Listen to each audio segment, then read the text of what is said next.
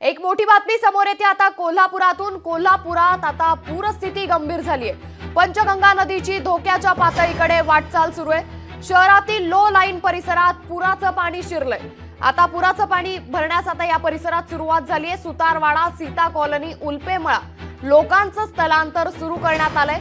महापालिका आणि अग्निशामक दलांकडून आता दवंडी देत सतर्कतेच्या सूचना या देण्यात आल्या। तर ही दृश्य आपण पाहतोय कोल्हापुरातून।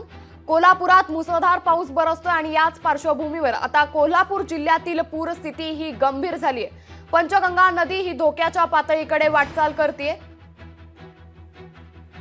तर याच संदर्भात अधिक माहिती देतात आपले प्रतिनिधी सतेज। आता कोल्हापूर जिल्ह्यातील पूरस्थिती ही गंभीर झाली आहे। पंचगंगा नदीची धोक्याच्या पातळीकडे आता वाटचाल सुरू आहे। काय अधिक माहिती या संदर्भात?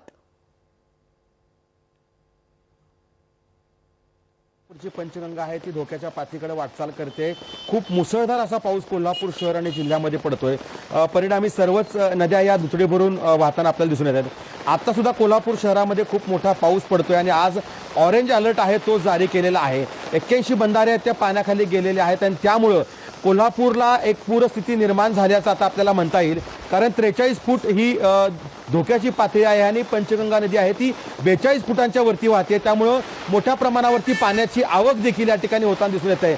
सध्या मी शहरात आहे आणि शहरातला हा जो भाग दाखवतोय हा शहरातलाच भाग आहे। या ठिकाणी पाणी खरं तर भरायला सुरुवात झालेली आहे आणि हा जो भाग आहे तो खरं तर सुतारमळा मोठ्या प्रमाणावरती पाण्याची जी आवक आहे ती व्हायला लागल्यामुळं शहरात पाणी आहे ते शिरायला लागलेलं आहे। खूप मोठा पाऊस देखील या ठिकाणी पडताना दिसून येतोय। जवळपास 150 पेक्षा अधिक कुटुंबांचं स्थलांतर आहे ते केलेलं आहे आणि खरं पाहिलं तर जिल्हा प्रशासन आहे ते सतर्क झालेलं आहे। एनडीआरएफच्या टीम देखील सतर्क झालेले आहेत आणि ज्या लो लाईन एरियामध्ये पाणी शिरतंय त्या ठिकाणी नागरिकांचं स्थलांतर आहे ते मोठ्या प्रमाणावरती खरं तर सुरुवात झालेली आहे करायला। एकूणच जर पाहिलं तर कोल्हापूर शहर आणि जिल्ह्यामध्ये जो पाऊस पडतोय त्यामुळे जनजीवन आहे ते विस्कळीत झालेलं आहे। राधानगरी धरण आहे ते जवळपास 94% भरलेलं आहे। त्यामुळे कोणत्याही क्षणी राधानगरी धरणाचे स्वयंचलित दरवाजे आहेत ते उघडू शकतात। सध्या पूर परिस्थिती बिकट होण्याच्या मार्गावरती आहे। सध्या तरी जो रेल्वे मार्ग आहे ते सुरू आहे, शिवाय पुणे बेंगलोर राष्ट्रीय महामार्ग आहे तो देखील सुरू आहे।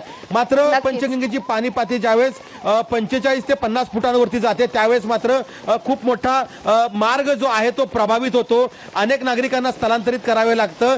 2019 आणि 2021 साली अशाच पद्धतीनं महापूर आलेला होता आणि या महापुरामध्ये शेकडो जनावर आहेत ते मृत्युमुखी पडलेली होती। त्यामुळे आता कुठेतरी हे पशुधन वाचावं यासाठी खरं तर प्रयत्न केले जातात आणि बचाव कार्य कुठलंही करायला लागू नये यासाठी नागरिकांना जे स्थलांतर आहे ते सुद्धा आता मोठ्या प्रमाणावरती करण्यात येते।